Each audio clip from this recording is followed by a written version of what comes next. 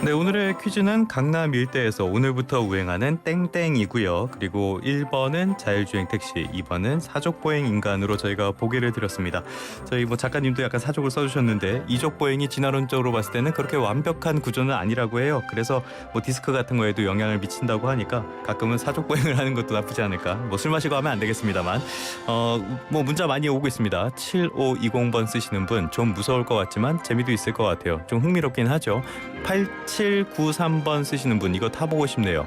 1069번 쓰시는 분 시골은 언제쯤 시행할까요? 라고 말씀을 보내주셨는데 사실 자율주행이라는 게 자동차를 제외하고 다른 곳에서는 이미 많이 사용이 되고 있습니다. 근데 자동차는 교통량이라는 변수가 있어서 좀 구현이 어려운 건데요. 이런 측면으로 봤을 때는 어쩌면 도심보다는 시골 같은 데가 자율주행을 구현하기에는 더 좋지 않을까라는 생각도 드네요.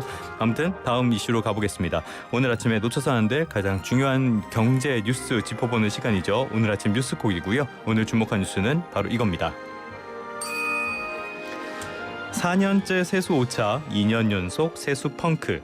국세 수입, 그러니까 세수는 국가 운영을 이루는 핵심 가운데 핵심입니다. 이게 부족하면은 나라를 제대로 꾸려갈 수가 없고요. 남게 된다면은 국민에게 지나치게 세금을 많이 거둔게 됩니다. 그래서 정부는 규모 있는 살림살이를 위해서 수입을 예측하는 세수 추계라는 걸 합니다. 우리도 들어올 돈이 정확히 얼마인지 알아야지 나갈 돈을 계산할 수 있잖아요. 국가도 똑같습니다. 그런데 이 세수 추계가 매년 틀리고 있어요. 올해 전망치는 원래 367조 3천억 원이었는데요. 다시 계산을 해보니까 337조 7천억 원으로 29조 6천억 원 줄어들 것으로 나왔습니다. 이 세수 추계가 틀린 게 4년 연속 반복되는 일입니다. 물론 잘한 건 아니에요. 하지만 더 심각한 문제는 따로 있습니다.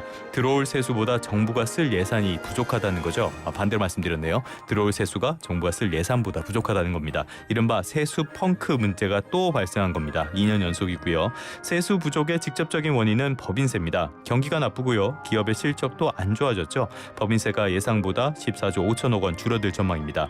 당장 중요한 거는 이걸 어떻게 메워야 하는가 이 부분이라고 봐야겠습니다. 그런데 정부는 이 부분에서는 명확한 대답을 내놓지 못했습니다. 여력이 있는 기금을 끌어모으고요. 집행이 저조한 예산을 쓰지 않겠다는 방침만 밝힌 상태입니다. 지금 상황을 봤을 때는 내년 세수도 낙관하긴 어려워 보입니다.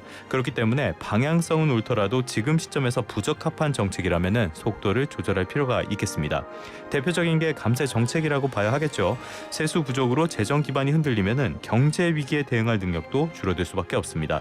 여기에 더해서 세수 예측의 정확성을 높이기 위한 제도 손질도 시급해 보입니다. 지금까지 오늘 아침 뉴스콕이었습니다.